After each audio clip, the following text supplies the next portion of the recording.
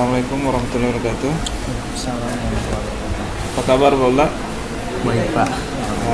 Alhamdulillah. Jadi sebelum kita memulai supervisi, ada beberapa hal yang kita perlu sepakati bersama-sama, ya. Jadi yang pertama, apa tujuan pembelajaran yang Paula ingin sampaikan di kelas nantinya?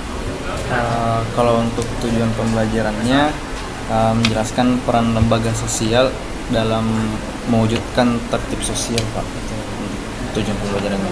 Oke, tujuannya adalah menjelaskan peran lembaga sosial. Oke, dari tujuan pembelajaran ini, Paula, kira-kira apa pengembangan yang hendak Pak Ansarullah ingin capai dalam pembelajaran ini? Untuk pengembangnya sendiri, yang saya mau lakukan itu pembelajaran yang bersifat kooperatif. Jadi kerjasama antara siswa melalui diskusi, lalu kemudian melakukan presentasi di depan kelas nantinya, Pak. Itu rencana ya, area pengembangan yang ingin saya capai. Oke, jadi pembelajaran yang kooperatif, Pak, ya. Yang ada kolaborasi antara satu siswa dengan siswa yang lain. Jadi modelnya kayak diskusi kelompok dan diskusi kelas. Oke, baik. Kira-kira Pak, untuk mencapai pengembangan ini, strategi apa yang Paula sudah siapkan? Kalau strateginya, tentu kalau untuk diskusi dalam kelas itu nanti pengembangannya, saya sudah menyiapkan bentuk penugasan yang akan dikerjakan secara berkelompok nanti oleh siswa itu sendiri, Pak. Jadi sudah ada lembar kerja, ya, untuk siswa diskusikan di. Oke, Pak. Ya. Mudah-mudahan apa yang sudah Bapak rancang ini bisa berjalan dengan baik. Ya, Pak. Makasih, Pak. Assalamualaikum warahmatullahi wabarakatuh.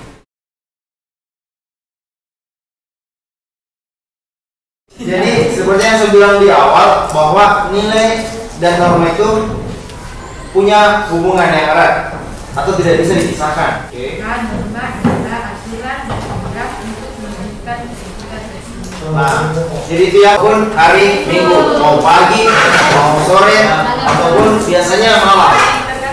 Kan gitu kan? Nah, sama lagi, ya. Norma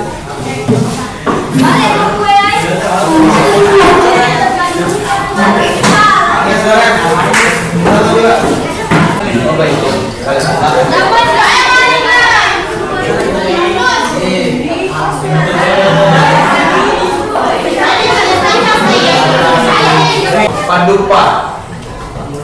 Ya kan, dalam tradisinya orang yang menikah dilakukan tari padupa, ataupun orang yang main benda. Apa sih tujuannya orang main benda? Dari sini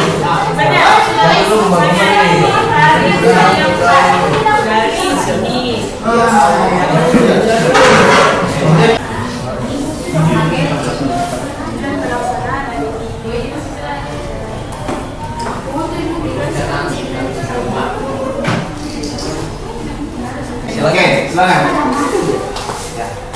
Sudah suka dulu. Assalamualaikum warahmatullahi wabarakatuh.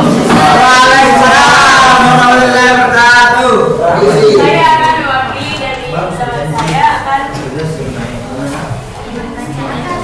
menjelaskan tentang Rambu Solo, tradisi Rambu Solo. Oke, tradisi Rambu Solo. Dari mana itu? Toraja. Toraja. Ya, silakan. Upacara Rambu Solo adalah upacara adat pemakaman. Upacara adat pemakaman Rambu Solo merupakan ritual upacara adat yang berkaitan dengan kematian seseorang. Tujuannya adalah untuk menghormati arwah atau jiwa seseorang yang meninggal tersebut dan mengantarkannya menuju alam roh, atau dapat dikatakan sebagai bentuk penyempurnaan arwah manusia yang telah meninggal.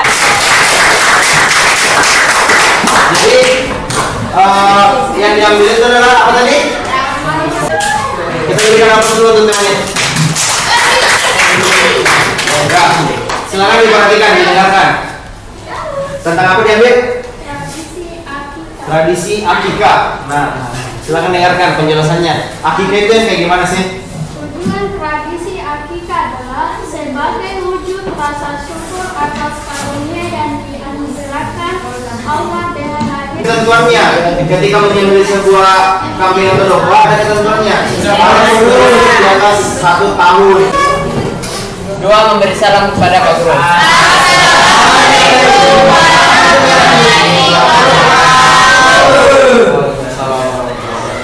Diganti kembali. Oke. Terima kasih atas pembelajaran hari ini. Saya harap kalian tetap semangat ya untuk melaksanakan pembelajaran di mata pelajaran selanjutnya. Oke.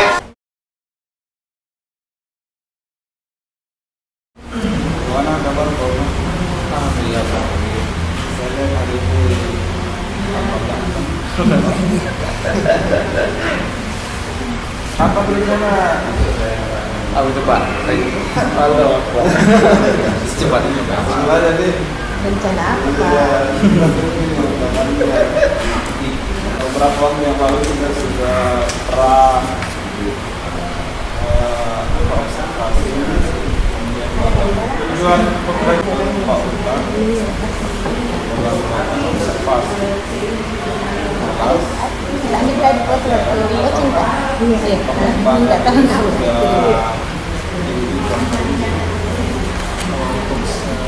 Dalam kelas diskusinya sendiri per kelompok itu ada beberapa kelompok yang kalau bisa dilihat sangat antusias untuk melakukan diskusi ini, tapi ada juga beberapa peserta didik atau siswa sendiri yang mungkin kurang berpartisipasi dalam kegiatan diskusi sendiri.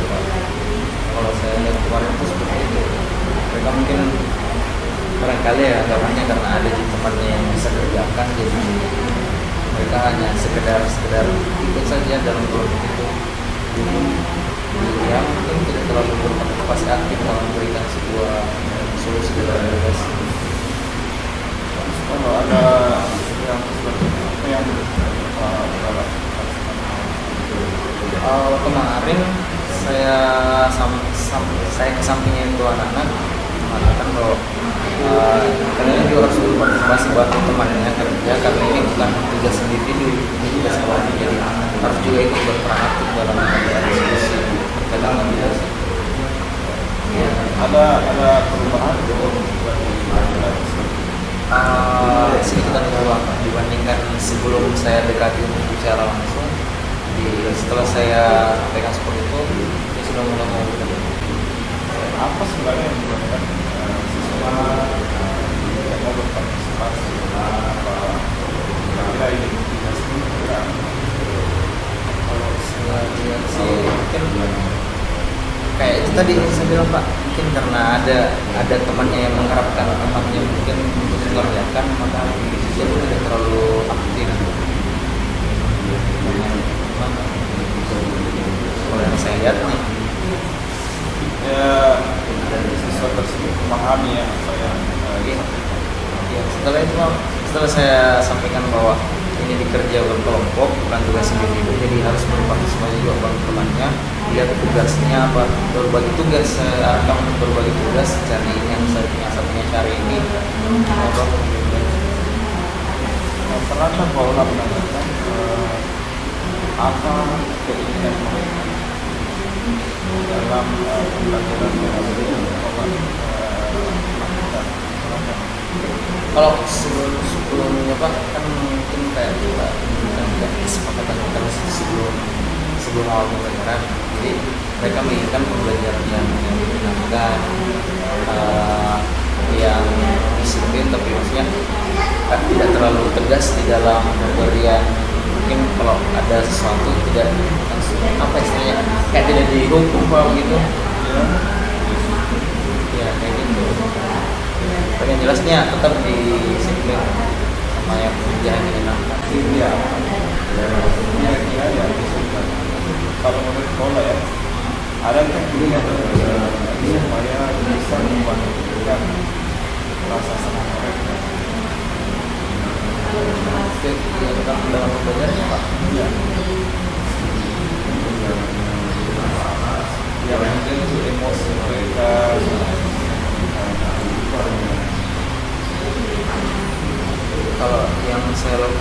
Pak, kalau dalam pemberian materi itu saya kaitkan materinya dengan yang biasa, dengan kehidupan sehari-harinya.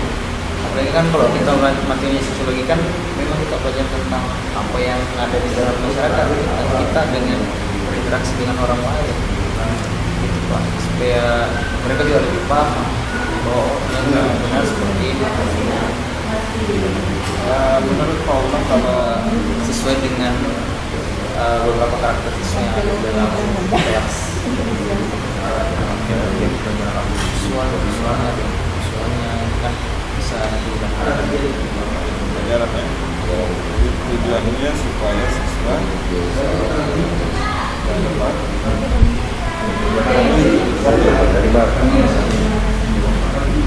kita belajar sesuai dengan seseorang. dia bisa yang senang visual, dia bisa dapat dari visual, senang audiovisual, dia bisa keberhasilannya.